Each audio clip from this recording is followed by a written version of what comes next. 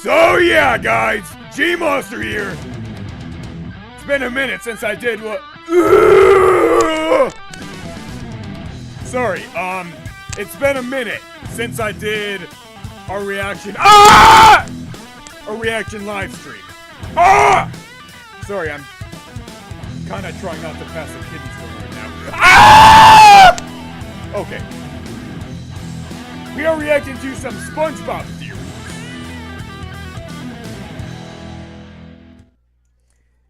I say we get right to it. By Bale, by the way. Starting off with Mrs. Puff.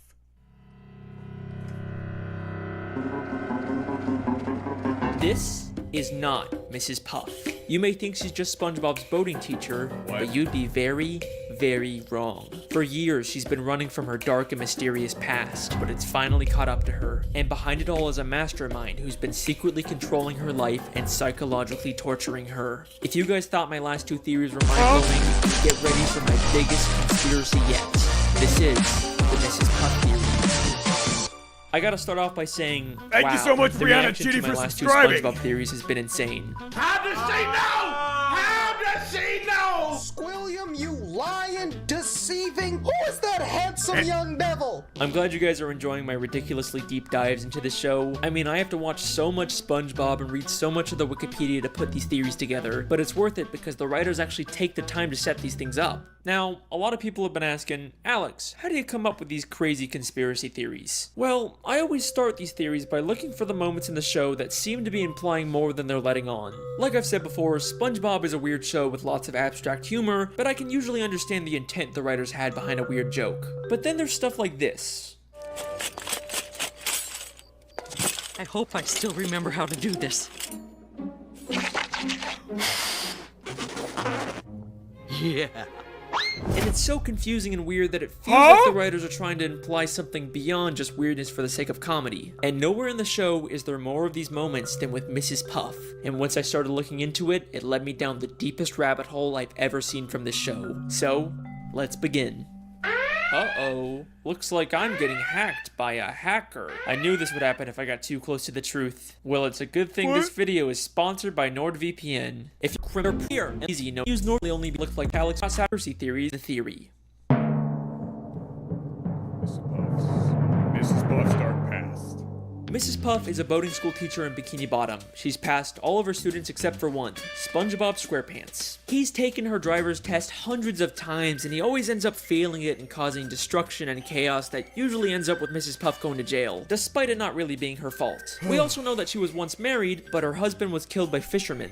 That's my driving teacher, Mrs. Puff. Mrs. Puff? Oh, she's married. Oh no, Mr. Krabs, she's single. Then what happened to Mr. Puff? Oh yeah, that's right. She doesn't like to talk about it. Throughout the show, there are moments like this that seem to be hinting at her having a dark, mysterious past. And in Season 2, Episode 10, No Free Rides, we get the biggest clue about who Mrs. Puff really is. After SpongeBob fails the driving test yet again, Mrs. Puff has just had it with him and ends up just giving up and giving him his license even though he never really passed. Fair She enough. quickly realizes that this is a horrible idea and he'll probably end up destroying the entire town.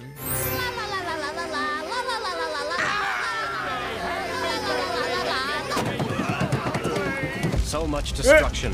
This reporter asks, why? Local consensus places the blame on this negligent, selfish driving instructor who... Remember this clip, because it's going to be very important later on. And then she fish. says this insanely revealing line. What have I done?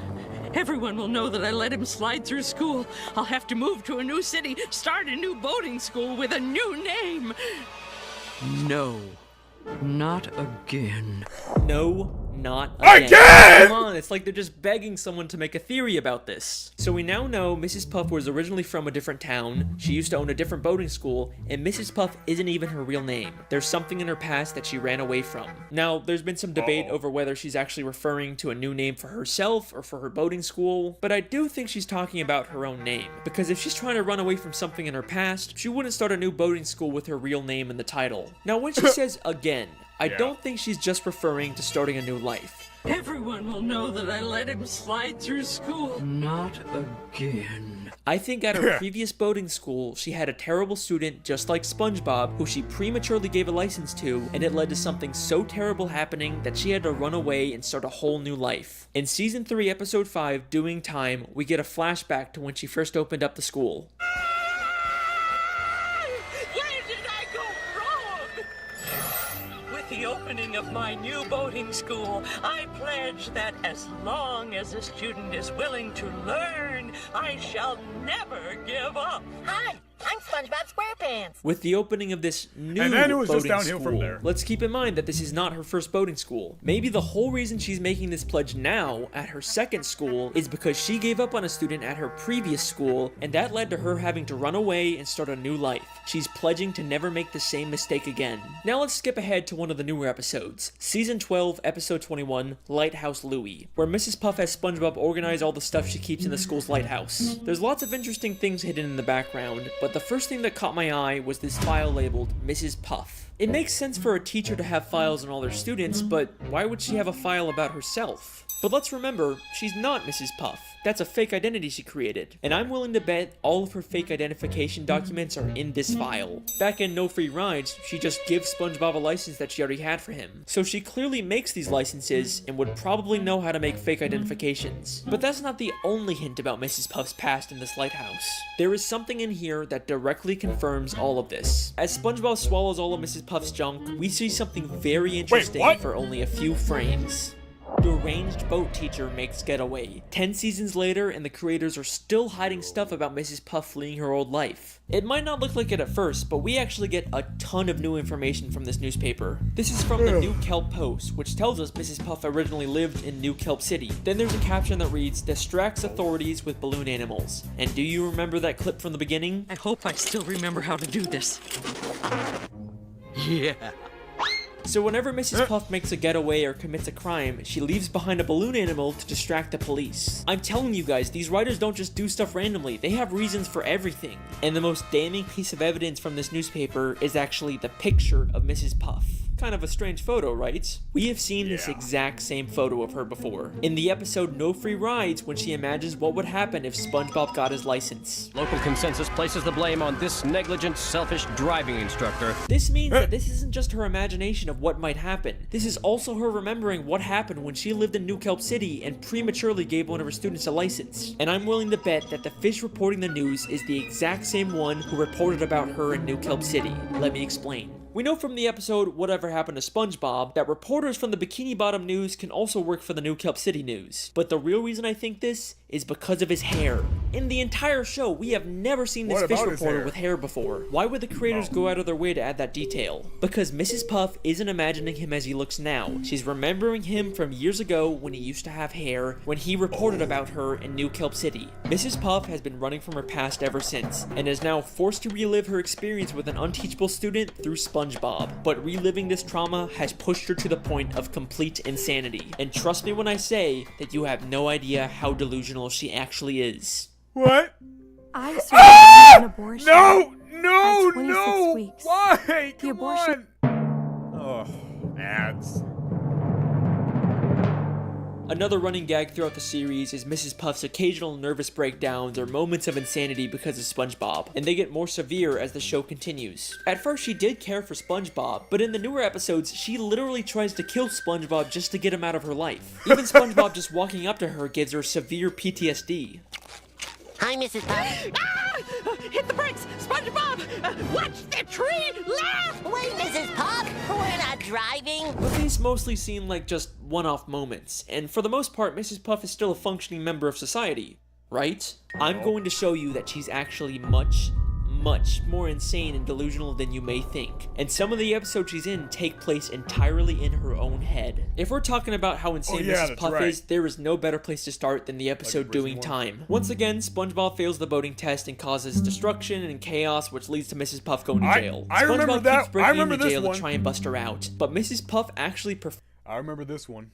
prefers being in jail over teaching him. We actually get another interesting line about Mrs. Puff's past in this episode. Okay, you can do this, Puff. You can get through this without losing your sanity. Oh, that's a road we don't want to go down again. So we know that Mrs. Puff has lost her sanity in the past, probably from her previous terrible student. But it seems like she's recovered since then, except in this episode she has a complete mental breakdown. SpongeBob keeps appearing in impossible places until she gets thrown into solitary confinement, where each wall of the room transforms into a giant SpongeBob face. And then the episode ends in a way that's so weird and confusing that it rivals the infamous gorilla episode ending. As Mrs. Puff freaks out, she's suddenly transported back into the beginning of the episode when SpongeBob was taking the test. Except this time, SpongeBob gets arrested instead of her. Help! Help! No! This is not a good time! No! I can't believe it. It was all a dream. I'm not going to jail. Why would you go to jail? You already did your time.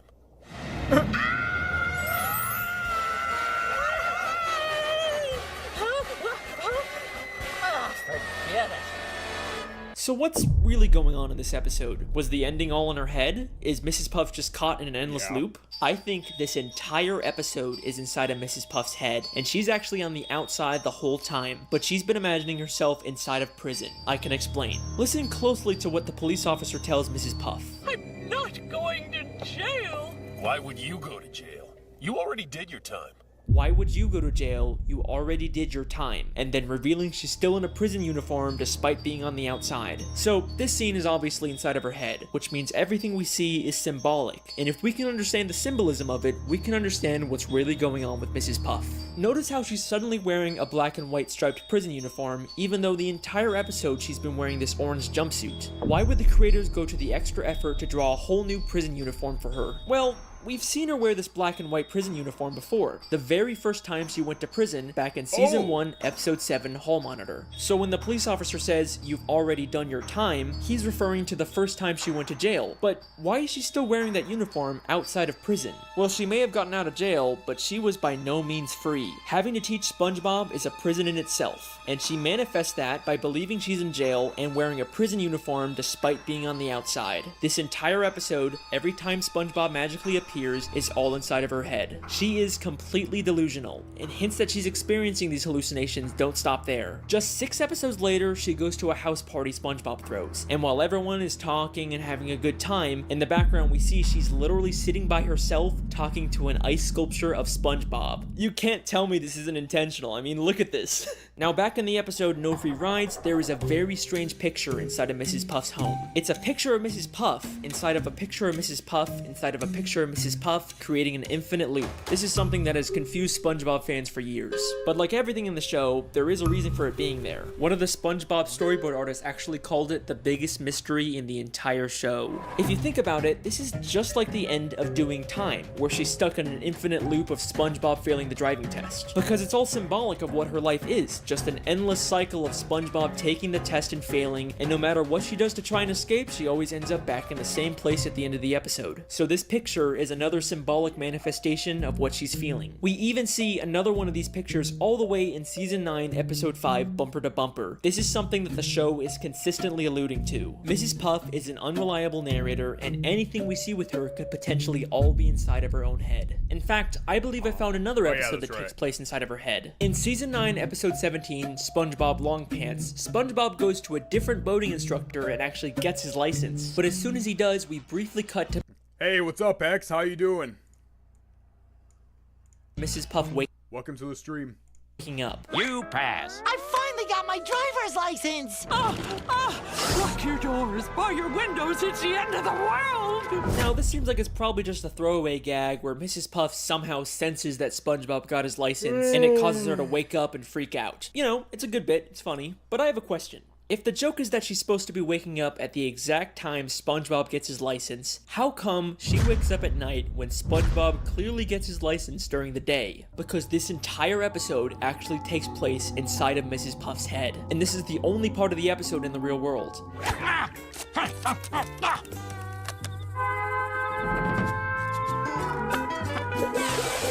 I don't know what that was all about, but I'm glad it's over. But let me pause for a second. I'm sure some of you are already wondering if this contradicts My my gosh, previous dude. SpongeBob video, The Television Theory. If you haven't watched that one, the gist of it is that the entire show is a documentary television show, and everything we see is actually being secretly filmed by scuba divers, and there's a ton of evidence to support it. I'm very proud of that video. You should definitely check it out. But if everything's supposed to be from a camera, then how are we seeing things from inside Mrs. Puff's head? In fact, how do we see dreams and flashbacks and thought bubbles? Well, I think the simple answer is that even though we view the show through an objective camera lens, the world itself still follows the rules of a cartoon. You can never tell another living soul.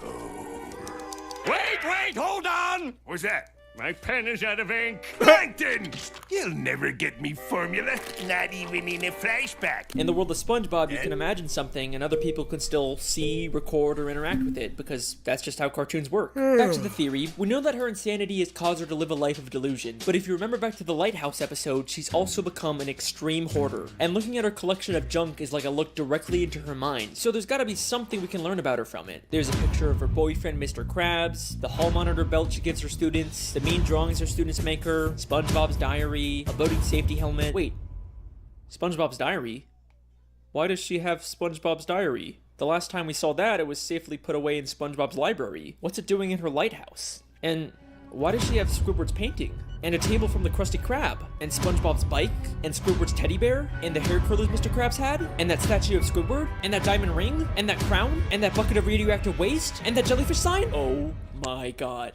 Mrs. Puff is a kleptomaniac. Huh? Mrs. Puff has been stealing from everyone in Bikini Bottom. I can even prove that her pet snail from season 3 episode 19 was stolen. My snail is up a tree. I've That was Squidward's snail, Snelly.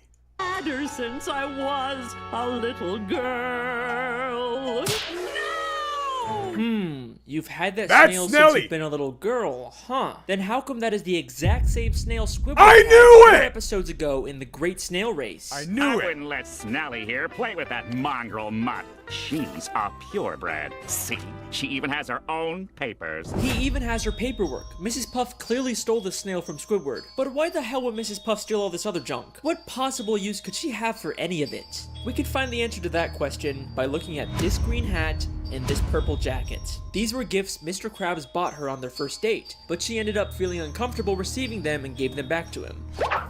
I'm afraid I just don't feel comfortable accepting all these gifts. Except apparently she's not too uncomfortable to steal them back afterwards. So clearly Mrs. Puff isn't stealing this stuff because she wants to use it. She just steals for the thrill of it. Maybe stealing things is her way of coping with the insanity of her everyday life. And remember, this isn't the first time she's gone insane. You can get through this without losing your sanity. Oh, that's a road we don't want to go down again. In fact, I have reason to believe that she started stealing things way back whenever she first went insane. I hope I still remember how to do this. I don't think she's just talking about remembering how to make balloon animals. She's probably also referring to remembering how to steal a boat. And if that's not enough for you, in a SpongeBob comic book, she actually admits that she used to rob banks, and she wears Those the exist? exact same ski mask. Mrs. Puff lives a completely delusional and miserable life, all because she has to teach SpongeBob how to drive. It's led her to steal from the people she cares about and completely disassociate from reality. But that begs a very important question. If SpongeBob is causing her life to be so miserable, then why does she even keep teaching him? After all the destruction and pain he's caused, she'd totally be justified to expel him, right? I mean, she will literally try and kill him so she doesn't have to teach him, but for some reason she can't just expel him. It's almost like there's someone forcing her to teach SpongeBob. Ah! Disney Speedstorm is available now on mobile and PC with Google Play.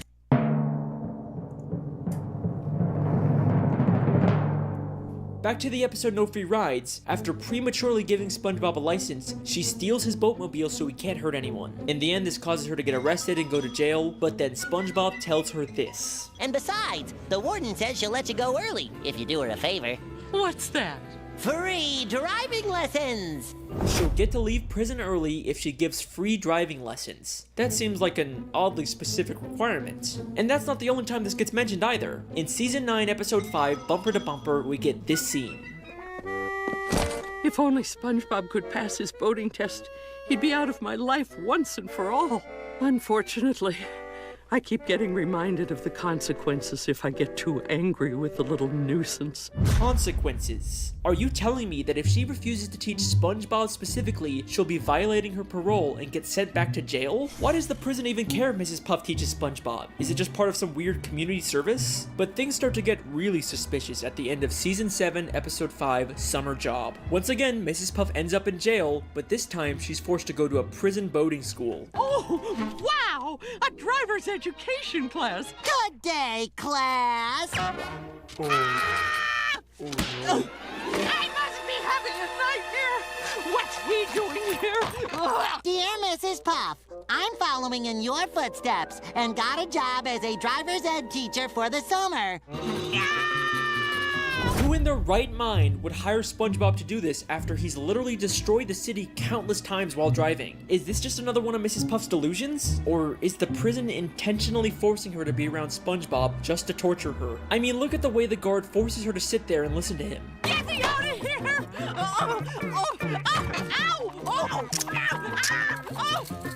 And look at that evil smile he has as he watches her endure this torture. There is something very strange going on with this prison. Then, in Season 10, Episode 8, The Getaway, Mrs. Puff meets a criminal named Dorsal Dan and starts to get romantic feelings for him. This is also while she's still dating Mr. Krabs. Shame on you, Mrs. Puff. At the end of the episode, they both accidentally land in prison, and the warden puts him in solitary confinement. Warden, I found this one pulling up outside the prison. Dorsal Dan, a notorious getaway driver. Toss him in the clink. I'll wait for you, my little tender boy. In or out of jail, this prison will stop at nothing to make sure she is alone and miserable. But why? Who's behind all of this? Why would anyone care this much about torturing Mrs. Puff? Who's the mastermind pulling the strings? Well, maybe it has something to do with her old life in New Kelp City. Maybe she crossed someone and they've been plotting their revenge ever since. But I've looked in every single frame of New Kelp City, and there is nothing connecting it back to the prison. I've looked literally everywhere, and there's not a single person from the city that has anything to do with Mrs. Puff. Well, I mean, maybe except for the literal warden of the prison she's being kept in! He may be hiding slightly off screen, but that is clearly the same warden of the Bikini Bottom prison. And this isn't some random background character that the show reuses all the time. He is a very distinct character. You can call me out on the Squilliam video all you want, but not this time. Right. But wait a second. If the warden was originally from New Kelp City, then he'd probably know about Mrs. Puff's dark past and her true identity. So why hasn't he exposed her? He's just kept quiet about the fact that one of his inmates is living a completely false identity. She'd probably even get more prison time when they find out who she really is, so why hasn't he said anything? This is where things get very interesting. So, we know Mrs. Puff prematurely gave a student at her original boating school a license, and that led to them causing chaos and destruction. Maybe this student accidentally did something terrible to the warden, and he's blamed Mrs. Puff ever since. Whatever happened was so terrible that it caused him to move to Bikini Bottom and get a job as the warden of the town's prison. And to his surprise, he finds out that one of his inmates is actually the person he blames for that terrible thing happening. This works out perfectly for him. He can finally get his revenge on Mrs. Puff by making her life miserable. All he has to do is reveal her dark secret, and she'll be stuck in jail for much longer. Except for one small issue with his plan. Mrs. Puff actually likes being in prison. One day down, 2,528 to go. Oh, that's just Yay! years without SpongeBob. I'm going to enjoy this. So, he comes up with a new plan. Keep Mrs. Puff's secret and let her out of prison early, but only under the condition that she has to teach SpongeBob. He's literally turning her normal life into a prison. And he makes sure going back to prison to avoid SpongeBob isn't even an option for her anymore, because he'll make sure that SpongeBob is always in there with her. And he's not gonna let her escape and start a new life like she did in New Kelp City. He makes sure to give her an ankle bracelet that doesn't let her leave Bikini Bottom. I can't even leave town without violating my parole. He is the mastermind who's been controlling everything this entire time. But guess what? His insidious plan doesn't even end there. This is not the first time we've seen the warden character. We first see him in Season 4, Episode 2, Crabs vs. Plankton. In this episode, Plankton slips on some water in the Krusty Krab and decides to sue Mr. Krabs for everything he owns. And then guess who shows up out of nowhere and offers to be Mr. Krabs' lawyer? What I really need is a good lawyer. Whoa, did somebody say lawyer? Richard A. Bottom Feeder, attorney at law. I couldn't help but notice that despicable display. Richard A. Bottomfeeder, the warden of the Bikini Bottom prison, is also apparently a lawyer? That's kind of strange. Those both sound like major careers. You usually wouldn't imagine someone being both. Then he says he'll be Mr. Krabs' lawyer completely free of charge. So, how much is this gonna cost me? Actually, I won't charge a dime unless we win.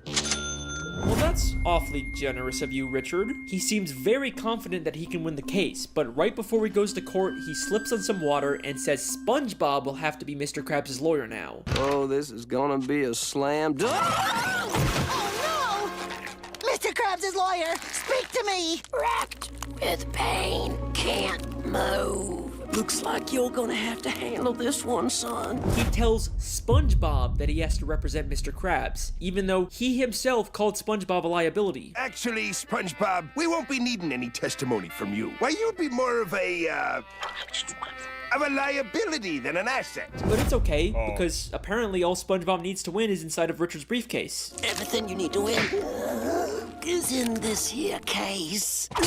Really? Everything? Except when SpongeBob gets to court, he realizes that Richard never gave him the combination to the case. It's, all in here. Really? Yep, right in here. Is there a problem? Your lawyer didn't give me the combination. Either Richard A. Bottomfeeder is the worst lawyer in history, or this is all part of his elaborate plan to ruin Mrs. Puff's life. Here's what I think happened. First, he finds out that Mr. Krabs is being sued, and he wants to ensure that Mr. Krabs loses the case because he wants to destroy any chance Mrs. Puff has at finding love. So he pretends to be a lawyer, even offering his services for free, something Mr. Krabs can't resist. He makes Mr. Krabs feel confident that they're gonna win the case, and then at the last second, he pretends to get into an accident so he can't represent Mr. Krabs. Instead of finding a real lawyer to replace him, he tells the most incompetent person for the job, SpongeBob, that he has to be Mr. Krabs' lawyer. And he gives him a case that allegedly has all the answers in it without actually giving SpongeBob the combination, setting him up for a total failure in court. Richard A. Bottomfeeder refuses to let anyone get close to Mrs. Puff, not Dorsal Dan and not Mr. Krabs. This guy has squillion levels of hate for Mrs. Puff. But why? What exactly did her previous student do that warrants this much torture? It can't be something as simple as him or his property getting damaged. It has to be something life-changing, something like losing a loved one because of the student's reckless driving. And I think the show gives us one last hint about who this might have been. All the pictures of Mrs. Puff's house are very meaningful to her. She's got photos of Mr. Krabs, her pet snail, and of course those infinitely looping photos that told us so much about her mental state. But there is one more photo in this house that might be the key to this entire conspiracy. In season 12, episode 14, Plankton's Old Chum, we see a photo of someone we've never seen before on Mrs. Puff's wall. There's some surprising similarities between this character and Richard. The green color, the red bow tie, the overall fancy, serious appearance. It clearly isn't the same person, but maybe this is someone related to Richard, like a father, a son, or a brother that Mrs. Puff's former student killed. And the reason she keeps a photo of him up is to have a permanent reminder to never make the same mistake of giving someone a license who doesn't deserve it. Mrs. Puff is a boating school teacher who once made a terrible mistake that led to the loss of her business, identity, sanity, and any chance at finding happiness. I like to think that there used to be a time when she was happy, back when her husband was still alive. If only he was still around today, maybe she wouldn't have to face all of this on her own. Thank you for watching, everyone. I hope you enjoyed. Is what I would say if I was done, except her husband is still alive. Woo! What? Let's do this. In the SpongeBob movie, SpongeBob and Patrick travel to a gift shop named Shell City that's full of dead fish turned into knickknacks and ornaments. Except they end up setting off the smoke detector, which activates the sprinkler system and brings all the dead fish back to life, including a very familiar looking pufferfish hanging from the ceiling. Mr. Puff is alive. Well, wait a second. If he's alive and he escaped, then why hasn't he gone back to Mrs. Puff? Why is she still alone? Because remember, she ran away from their home in New Kelp City and started a new identity. So sadly, Mr. Puff has no way of finding her. The tragedy of Mrs. Puff's story is that her happiness is just a city away, but she can never even leave town because that would violate her parole. Richard A. Bottomfeeder probably even knows her husband is alive and is making sure they're never reunited. As the name says, Richard really is a bottom feeder. This video took a ton of time and effort to do all the research for, so I really hope you guys enjoy. Thank you for watching, and thanks to NordVPN for sponsoring this theory. Go to nordvpn.com/AlexBale or use code AlexBale. Oh boy.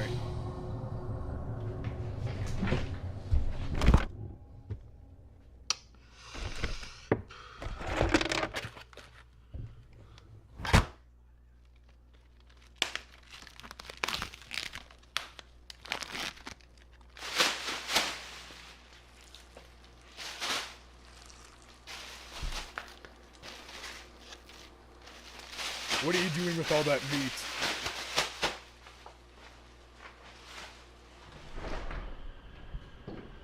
What?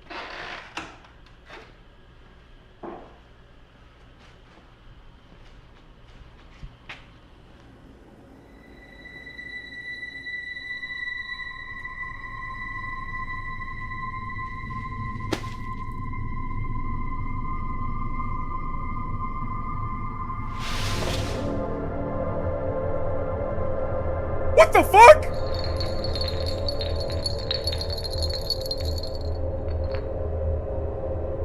Number 4?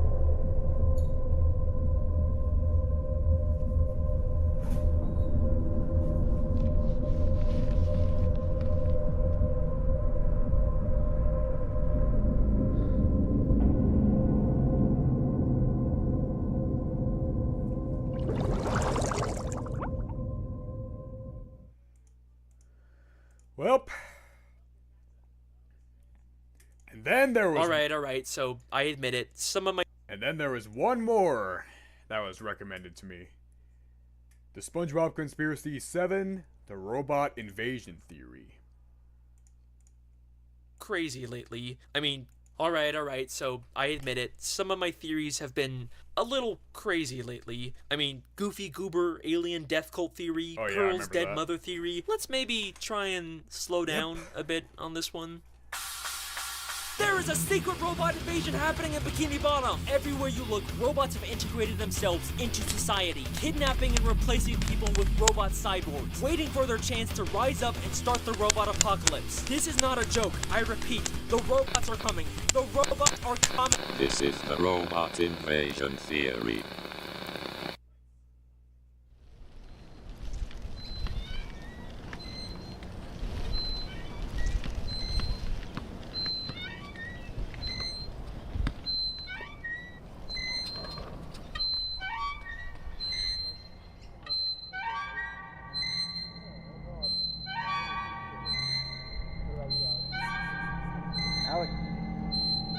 Alex. Oh. Sorry, what? You okay, dude? Yeah, sorry, I've just got a lot on my mind lately. How's the, SpongeBob theorizing going? It's good. It's good. I'm actually thinking about maybe stopping. Why? They're huge. Yeah, I mean, people watch them. It's just... I didn't go to film school for 3 years just to make SpongeBob theories forever. Yeah, but I mean, it's just something you're doing now. Doesn't mean you have to do them, like, forever. It's easy for you to say. I mean, what, you're a year out of film school and you're already directing commercials? Yeah, but I didn't go to film school to make commercials either. It's just something I'm doing for now. I like SpongeBob theories. Yeah, maybe. I don't know, these videos also just... They take a lot to make. Not sure if I'm up for it anymore. Dude, up for it? You just like watching cartoons all day. That sounds awesome. I would kill to have as many followers as you, man. I'd be set. I've been trying to get my film funded for months, and I still have nothing to show for it. You know, sounds like a pretty sweet gig you got there. Hey, it's time for another SpongeBob conspiracy. Wow, I just realized I've been making SpongeBob videos for over a year now. Definitely did not think that I'd still be making these a year later. But it's all worth it, right? Because you guys love them, and I love making them, and they're super easy to make. The sponsor. Wait, what? Time to talk about I don't know about the last sponsor. one. Do you like intense, action-packed, and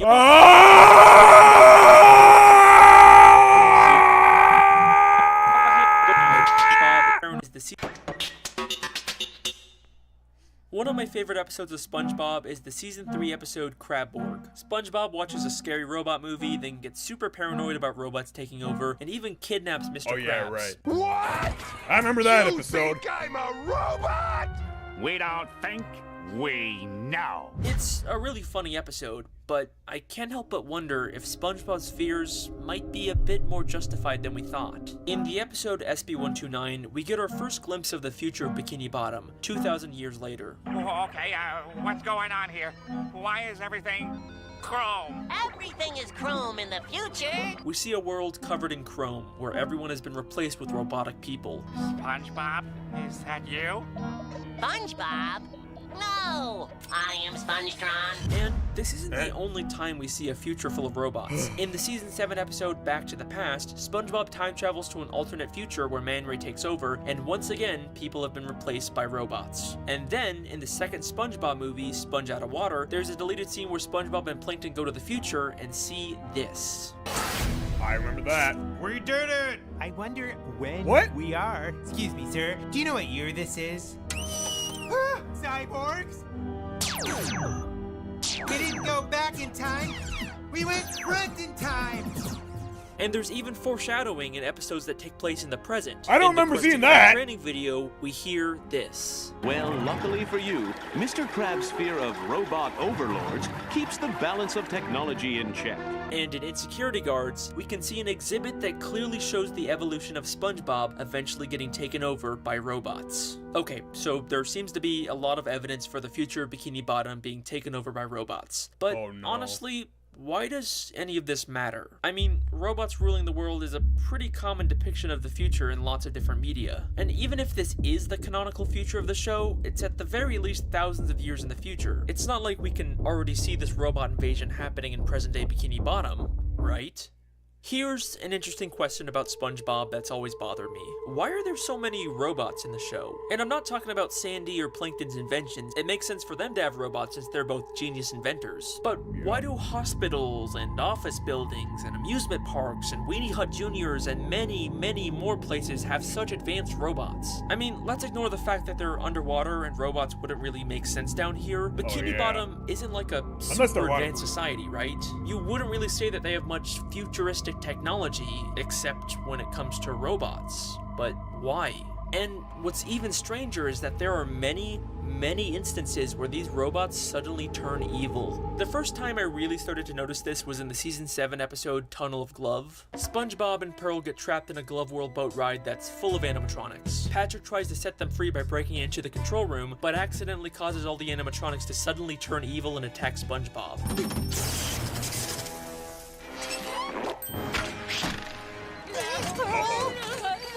Now, this is a pretty basic cartoon trope. Someone accidentally breaks the controls, then the robot malfunctions and turns evil. This isn't really all that weird for SpongeBob. Except, what's strange about this is that Patrick doesn't break any controls. He hits a button labeled Animatronic Override, and that's what causes the robots to turn evil. I'll just gingerly lean on this wall. Huh? Animatronic Override. They aren't malfunctioning. The robots were intentionally designed to have a button that makes them attack people, but why? Then, in the episode Good Neighbors, Squidward discovers a flyer for a home security system that's suspiciously free, despite it clearly being very advanced. After he sets it up, his house suddenly grows arms and legs and starts destroying Bikini Bottom. Wow, Squidward's house is destroying the neighborhood. Now, to be fair, this was a malfunction caused by SpongeBob, but why would a simple home security system have giant arms and legs? I mean, the malfunction didn't create them, they were clearly already installed. They eventually do manage to stop the house, but what's really creepy about this is that we can still see signs of Squidward's house being sentient after this episode. Then, in the season 11 episode Krusty Cleaners, SpongeBob and Patrick go to an office building and encounter a trash cleaning robot. The robot immediately attacks them for causing a mess. Oh, my rump is roasting! But this time, there's no malfunction that causes this. It's working exactly as intended. Not only does the trash robot have a buzzsaw and a literal laser cannon, but it also turns all of the nearby machines into killer robots to help hunt down SpongeBob and Patrick. So, where are all these places getting these super advanced robots? And more importantly, why are they all being programmed to suddenly turn evil? This is a question that stumped me for a while, until I watched the season 11 episode, My Leg. This is the episode where I truly realized there was an actual conspiracy theory here and not just cartoon antics. It's time we finally find out who is behind the robot invasion.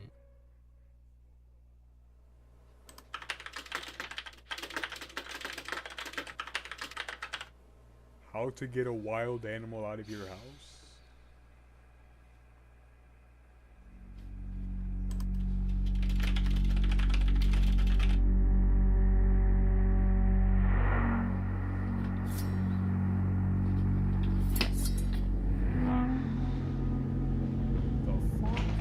Hey, still serious about you leaving this house. It's not that I don't appreciate everything you've done for me, it's just I think we want very different things. Yeah, probably. You know, I don't want it to come to this, but I will use force if I have to, so you better go. Uh-oh. The mastermind? If you're not making $58,000 per year, but you'd like to... The episode My Leg focuses on the reoccurring gag of this one fish always injuring his leg throughout the show. My leg! My leg! My leg! At one point in the episode, he goes to a hospital and meets a robot that works there. It's just a small throwaway gag. The robot never turns evil or does anything strange. Don't take my leg! Don't take my leg! But there's something awfully familiar about the robot's design. Let's go all the way back to the season 3 episode Plankton's Army, which opens with Plankton trying to steal the Krabby Patty's secret formula with a robot disguise. You never know what trick he'll use to steal me secret Krabby Patty formula. What a quaint restaurant.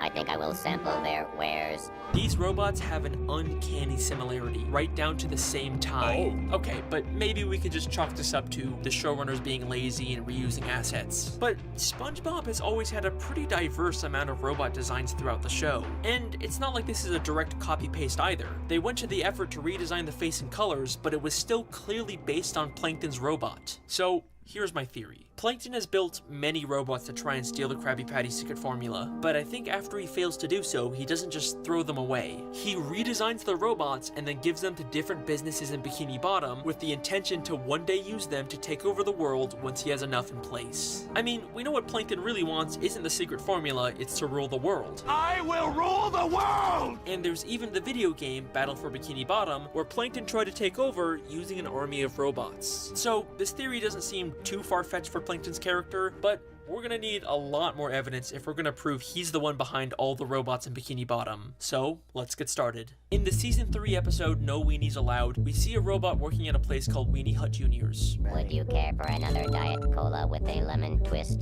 Weenie? And while it doesn't resemble any of the robots we've seen Plankton make, does that voice sound familiar to you? Would you care for another Diet Cola with a lemon twist? What a quaint restaurant.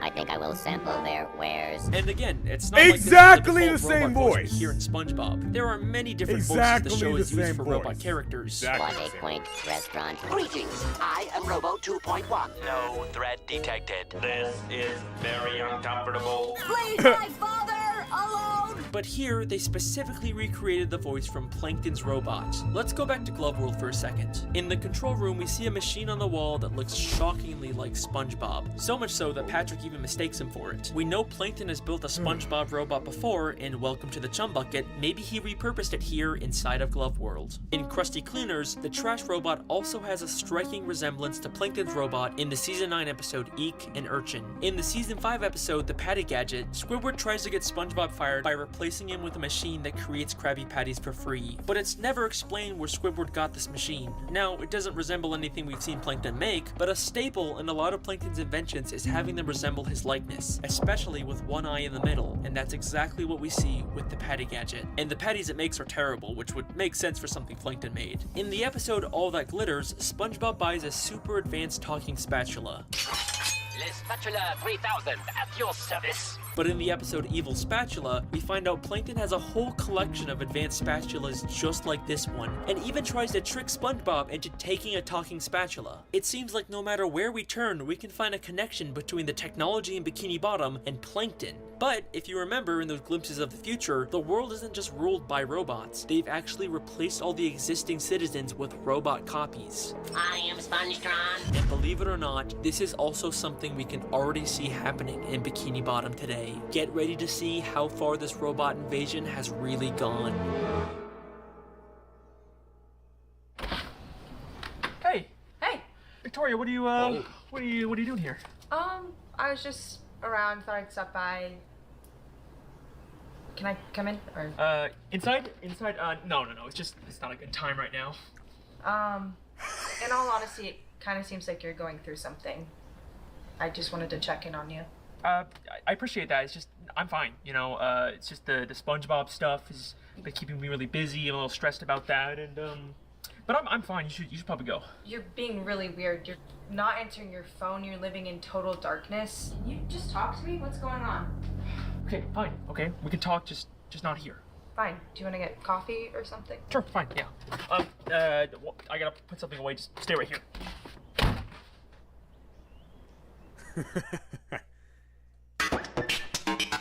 Trust no one.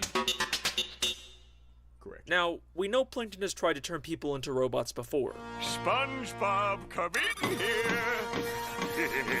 Or should I say Robot Bob? But he gave up after SpongeBob was too annoying. You've got to take that yellow nightmare back.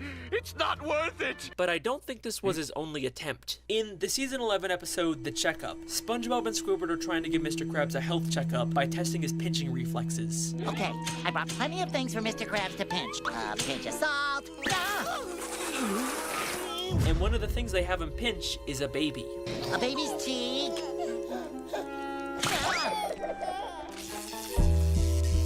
Lucky that was a robot baby. Some random baby just turned out to be a robot, and it's never explained why. That's weird even for SpongeBob. But the real question is, why do they have a random baby? Things get even more interesting when we go back to season 9 in the episode Plankton's Pet. And why did Mr. Kraft... I mean, I almost said Mr. Kraft. Mr. Krabs, why did Mr. Krabs decapitate the baby? Why would you do that, Krabs? Why? Where Plankton tries to steal a Krabby Patty using the exact same purple baby as a robot disguise. Oh! That diabolical fiend! I can't believe this is working! And we're not even done yet. If we go even further back to the season 5 episode, Goo Goo Gas, we can actually see the exact moment where Plankton gets the idea to turn the baby into a robot. Why, you're so tiny and helpless, I could take your formula whenever I wanted to, and you couldn't do a thing about it. That's it!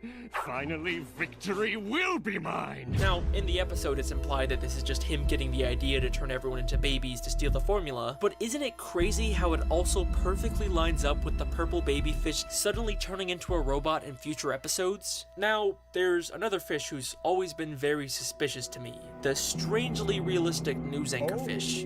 All of Bikini Bottom is abuzz over the identity of a mysterious flying man who helps people. Who knows what superhero act of courage he'll astound us with next? In a show full of cartoon characters, why is he the only realistic one? In fact, I made a whole theory about how there are evolved cartoony fish that can talk, and primitive realistic fish who can't. But as many people have pointed out, the one exception to this is the realistic news anchor fish. Well, if you ask me, he looks a lot like one of those animatronic singing fish you buy in a gift shop. Especially the way he mechanically moves his mouth and how we only ever see one side of him. So, already a pretty strong indication that he might be a robot, but there's also something familiar about his voice. What kind of cruel, careless, evil person? I'll canvass all the seediest Is that Plankton? in town. That's right, he has the same voice as Plankton. Oh, and if you're same gonna take voice over the actor. world, then you're definitely gonna want to control the But, media. at the same But time- how exactly is Plankton replacing these people with robots? Well, I think the season 10 episode Whirly Brains gives us an important clue. In this episode, suddenly a new toy becomes extremely popular in Bikini Bottom, the Whirly Brain.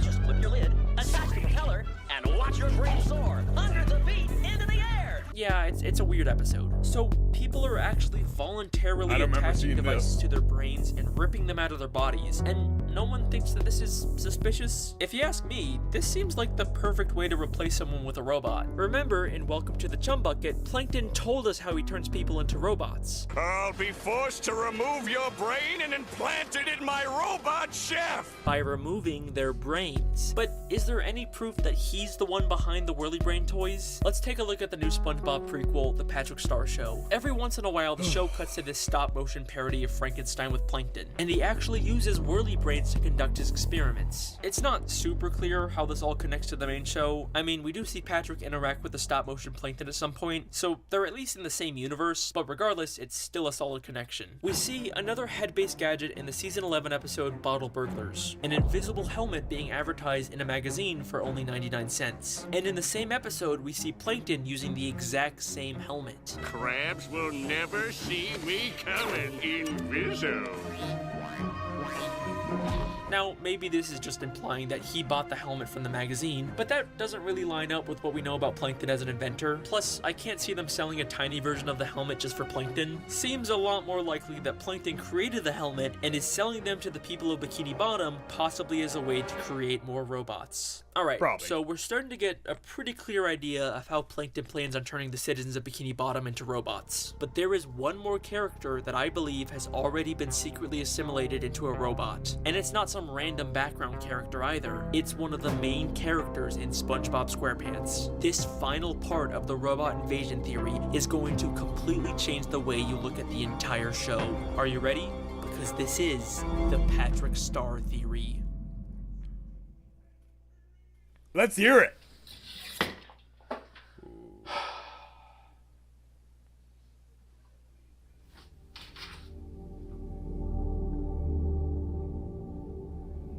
Gary. Where's Gary? Shit. Victoria? Victoria! Oh no. Victoria!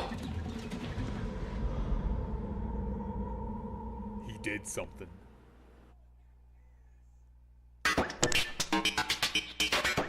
Really? Every college student Ah! Grammarly in their right. If you know, I don't Grammarly care. is a writing partner that helps students with their writing. I don't care. Now, I I don't go to fully school. realize saying Patrick is a robot is a very bold claim, but hold your judgments till the end. By far, the most requested theory I get on this channel is to cover Patrick Star, and more specifically, his inconsistent intelligence. Throughout the entire show, there are these little moments where Patrick suddenly says something smart. I'm a bit more complicated than that. The inner machinations of my mind are an enigma. And then immediately goes back to being dumb. There's so many examples of this happening that many people have actually made their own theories about it. Is Patrick secretly a genius and just pretending to be dumb? Does he have a secret split personality? I diagnosed Patrick Star with trauma-induced anxiety triggered spontaneously duplicative multi-intellectual DID with additional paranoid schizophrenic delusions of a mental multiverse. Maybe, but I've come to a bit of a different conclusion. Have you ever noticed how every time we see Patrick try to think, there's either sparks or smoke coming out of his head?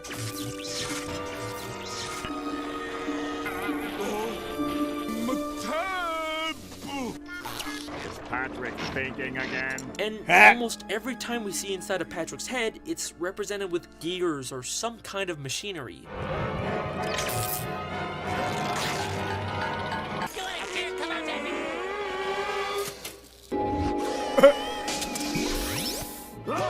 Now, we're supposed to assume that this is just a cartoony way to visualize thought, but what's strange is just how consistent they are with it. And even stranger, none of the other characters' thoughts are visualized this way. Just got an order from the boss. Dump everything that isn't about fine dining. Squidward's happy gland is forced to take shelter in the recesses of his mind. It's only Patrick who seems to have this robotic association with him. And just look at how detailed they are with it. While Patrick's head is sparking in Rule of Dumb, if you look closely, you can see a spring pop out of him, and even a hole left behind by the spring. That is such a small detail that no one would notice unless you were going frame by frame. And if this is just supposed to be a metaphor inside of Patrick's head, how come SpongeBob clearly sees the spring come out? Okay, so let's entertain the idea for a moment that Patrick might be some sort of robot. How would he have gotten converted, and why does this cause him to randomly become smart every once in a while? Well, I looked at all the scenes where Patrick suddenly does something smart, and I noticed a bit of a pattern. There are two different types of these moments. There are times when we think he's saying something intelligent. Wait, SpongeBob! We're not cavemen! We have technology! But then it's revealed. Hey, what's up, Cyber Ninja 483? How you doing? Also, my name has 2 T's, by the way. he's not actually being smart. This doesn't contradict his character at all. Patrick is someone who doesn't see himself as dumb, so there's lots of times when he tries to be smart, but he fails. Dumb people are always blissfully unaware of how dumb they really are. But there are also moments where he actually does do something undeniably smart. Wait a minute, Squidward. They might be onto something. We could filter the CO2 through our ballast tanks, refire the engines, and ride the shockwave out of here. Wow. He's right. But then he immediately acts oblivious to the fact that he was Glad being you're smart. doing good. Going through with your plan, Patrick. Yay! What plan? So, I kept track of these two different types of moments, and it seems like after season 3 is when he suddenly switches from pretending to be smart to actually having these smart moments. And this switch perfectly lines up with the season 4 episode, Patrick's Smarty Pants. In this episode, Patrick falls I off the remember ledge that and gets one. his head knocked off. SpongeBob accidentally replaces his head with some brain coral, which makes him become a genius. That's not my address.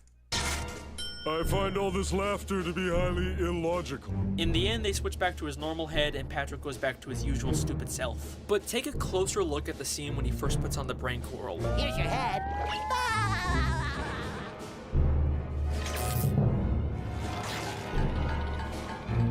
Now, many people have interpreted these gears with cobwebs as a metaphor for Patrick's brain never being used until now, but these gears are not from Patrick's brain. His My brain brain. came off during the fall, which means these gears are entirely from the brain coral. And at the end of the episode, when they remove the brain coral, we can still see the electrical plug attached to it. We are no longer seeing a metaphorical representation inside of someone's head. We are seeing this plug from an outside perspective. The brain coral is just like the Whirly Brains, a robotic device that plugs into your brain to control you. Isn't it convenient that Patrick just happened to land next to a pile of coral that looked identical to his head? Is it possible that Plankton saw this as an opportunity to add another victim to his robot invasion? But after Patrick We're not cavemen, SpongeBob. We have technology.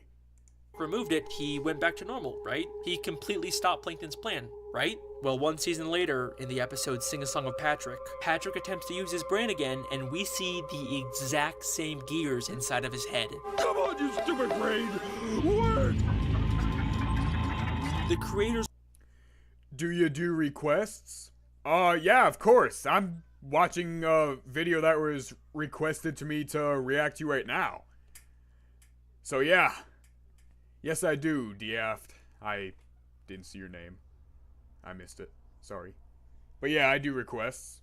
went out of their way to recreate the exact placement of all the gears from the brain coral, which means the head Patrick put on at the end of Patrick's Smarty Pants was not his head. It was another piece of robotic brain coral. But it seems like for whatever reason, this brain coral isn't as effective as the first one, and he's only able to have rare moments of genius. In the season 12 episode SpongeBob's Big Birthday Blowout, Patrick has another one of his smart moments. Oh, would you look at the hour? It's almost time for me to take SpongeBob on that tour so you guys can decorate his house.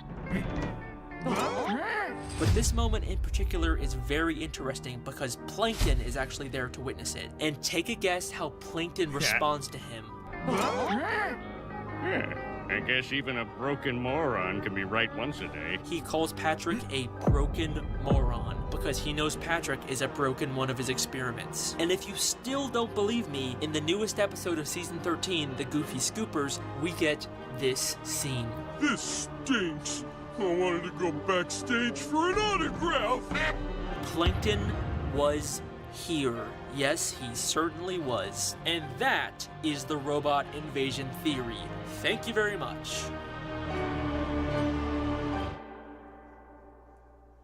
Okay, robot invasion theory done. Hey, we just passed 500,000 subscribers. Thank you guys so much. Guy This reached is 1 million. honestly a dream come true for me. Achieved I my mean, biggest I've dream. always wanted to have this many people watching me for SpongeBob theories. You guys wouldn't like all immediately.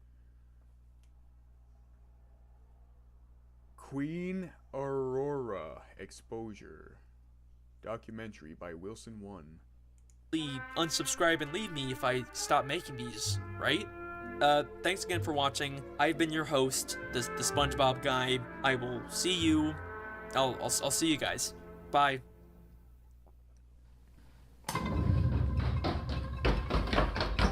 Where's Victoria? Do not give me the silent treatment right now. I swear to God, if you did something, I'll...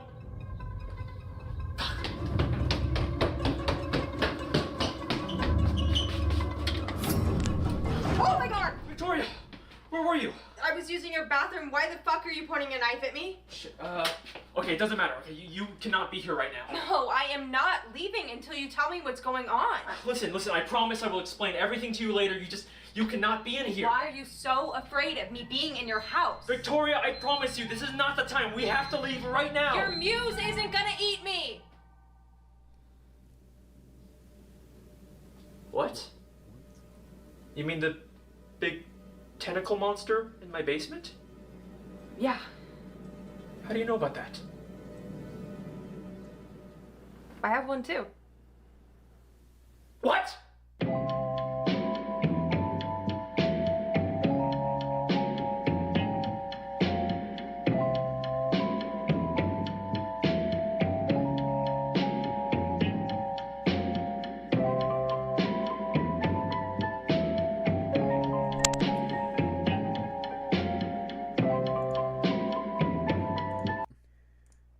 You got school tomorrow?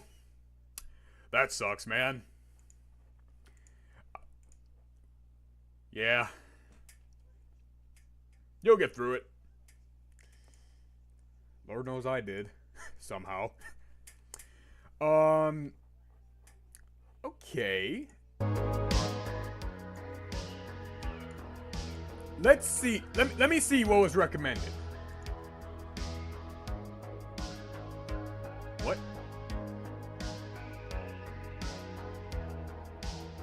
DF, your messages were retracted. I click on the stream and they're not there. High school.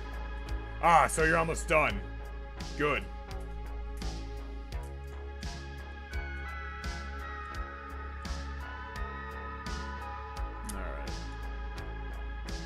Alright, alright, DF. Oh, what was the video you recommended? What did you want me to check out? I'll take that one request, but then I should probably shut off the stream for the night. For those of you who like some good electronics music, check out White Bat Audio on YouTube. They're good. And they make copyright-free music, so some good stuff. Some good stuff. Especially if you're a content creator. Aurora.